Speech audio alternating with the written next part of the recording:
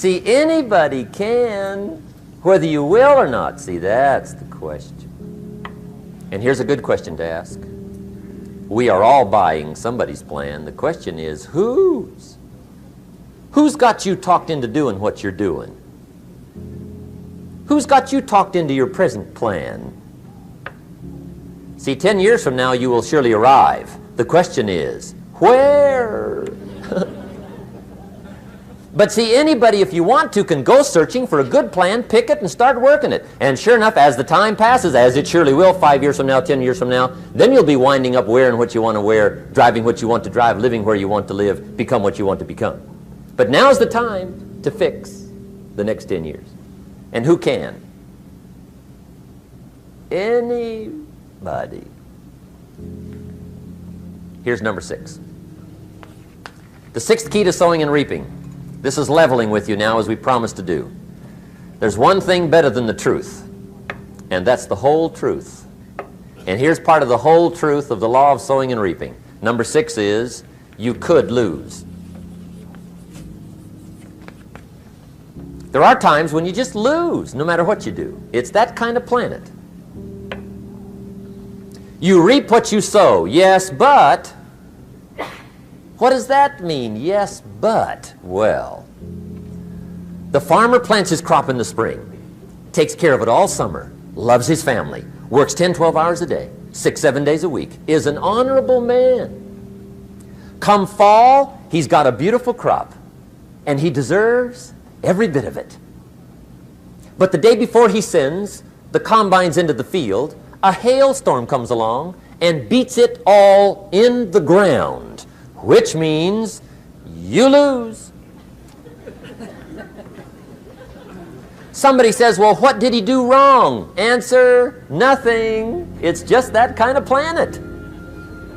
Sometimes it's going to hail on your crop and rain on your parade, so you got to get ready for that or you will be naive. That's just part of the life arrangement. And don't press me why. I was not in on some of the original decisions here, so I don't know how it got set up. But there's just times, sometimes you lose. That's part of life. But now here's number 7. The 7th key to sowing and reaping. And it goes like this. It's just another way to quote the same law. And it goes like this. If you don't sow, that's just another way to quote the law. If you don't sow, what? You don't reap. You don't even have a chance. So if you looked at your game plan tomorrow, you might come to the quick conclusion, I got to get some sowing going. How true. Get you some sowing going. And remember, you've got plenty of time. You've got all the time there is. Some people spend enough TV time to make a fortune. The latest article on television watching in this country, according to the latest article, the average television is on in this country in every household 7 hours a day, called the Big 7. I asked a guy one time what his TV cost. He said about $450. I said, you forgot to look at the price tag. He said, what do you mean? I knew he was a TV watcher. I said, that television costs you, in my opinion, at least $12,000 a year. To watch it, not to own it. Owning it's cheap. Watching it is what's expensive. And I said, hey, $12,000 a year is too much to pay to watch TV. That's too much. Pay a little, but not $12,000. And he's the guy that said, I hope pay TV never comes.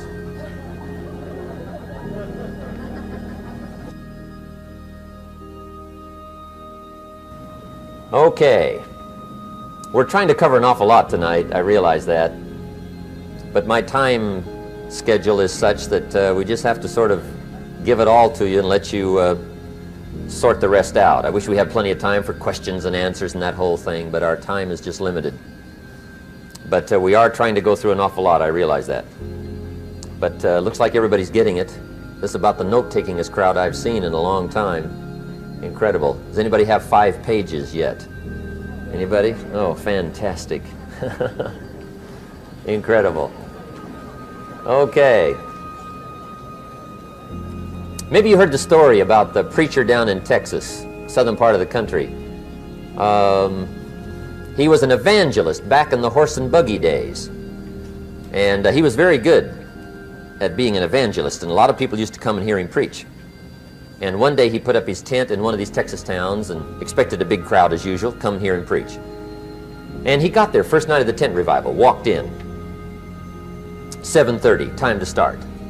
And to his surprise, the tent was empty. He thought, well, something must be drastically wrong. So he waited till 7:45, nobody showed up. 8 o'clock, zip. Finally, 8:15, one lone cowboy wandered up on his horse, tied his horse up outside, came in, sat down on the front bench, right, waiting for something to happen. The preacher thought, well, at least I better go down and talk to the cowboy. So he walks down, talks to the cowboy, and he says, "Cowboy, I'm the preacher." And he said, "I don't know what to tell you. Something's gone wrong." He said, "This tent was supposed to be full of people." He said, "I'm embarrassed." He said, "You're the only one that showed up." And he said, "I really don't know what to do." And the cowboy said, "Well, I'm not a preacher, so I really can't tell you what to do." You know, he said, "I'm just a cowboy." But he said, "I know this, if I went out to feed my cattle and only one showed up, I'd at least feed it." The preacher thought, hey, the cowboy is right. If you've got a good idea to share, you should share it, if there's 1 or 1,000.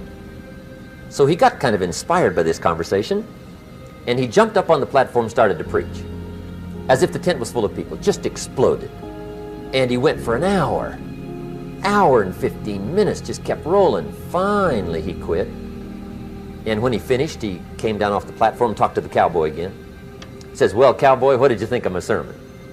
And the cowboy said, "Well, I'm not a preacher, so I really can't tell." You know, he said, "I'm just a cowboy." But he said, "I know this, if I went out to feed my cattle and only one showed up, I'd feed it, but I wouldn't dump the whole load on it."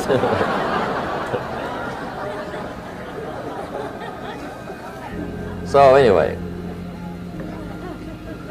if it seems like we're dumping the whole load tonight, I guess we are, but gosh, everybody's doing well. I'm having a good time. I appreciate the response here tonight. Okay, the next subject is setting goals. Let me show you what turned my life every way but loose. Mr. Schoaf dropped this idea on me, changed me completely. Setting goals. Here's what can easily happen if you don't set goals. It's easy to let life deteriorate into making a living instead of designing a life. And we all have a choice: make a living or design a life. It's easy to get trapped by economic necessity and settle for existence rather than substance. That's easy. But the best advice I can give you on how to break out of that trap is to learn how to set goals. Mr. Schoaf put it to me this way. He said, "Jim, if you had enough reasons, you could do the most incredible things." I never forgot how he put that. If you have enough reasons. See, reasons will change your whole life. Mr. Schoaf said to me, he said, "Mr. Rohn, I think you've got plenty of intelligence, you've got plenty of talent, you've got plenty of ability. Probably what you lack is plenty of reasons." He said, "I don't think your current bank balance is a true indication of your level of intelligence." I was happy to hear that. He said, "I think you're much smarter than your present bank balance indicates." And that turned out to be true. I was much smarter. But of course my first question was, well then why isn't it bigger? And he said, "You don't have enough reasons. You've got enough intelligence, but not enough reasons." So see, reasons can change your life. Here's what else I found out. Reasons come first, answers come second. You don't get the answers to do well till you get the reasons. Life has a mysterious way of hanging on to all the answers and only gives them up to the people that are inspired by reasons.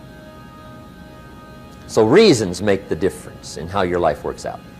Now, what are some of the reasons for doing well? Let's go through a quick list called Reasons for Doing Well. First is personal reasons. Some people do well for recognition. Some people do well for respect. Some people do well for the way it makes them feel. They love the feeling of being a winner. Those are good reasons.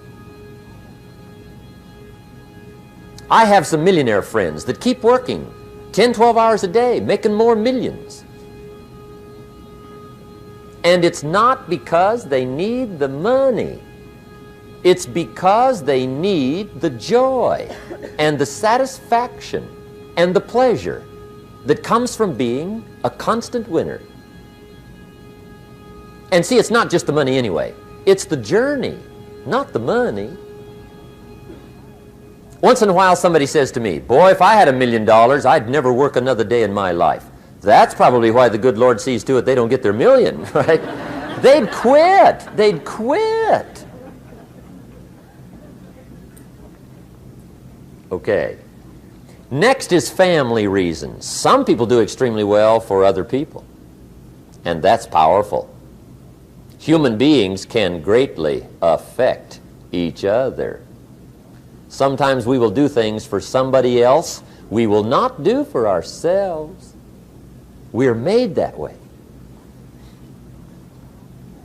I met a man one time who said, Mr. Rohn, to do all the things I want to do with my family around the world, he said, I got to have at least $250,000 a year. I thought, incredible. Could a guy's family affect him that much? And the answer is, of course. How fortunate are the people that find themselves greatly affected by somebody for personal achievement. And we are affected. The writer of a recent song said, if not for you, the winter would hold no spring, couldn't hear a robin sing. I just wouldn't have a clue if not for you. So we can be affected. That might be one of the most stimulating reasons to do well, finding somebody.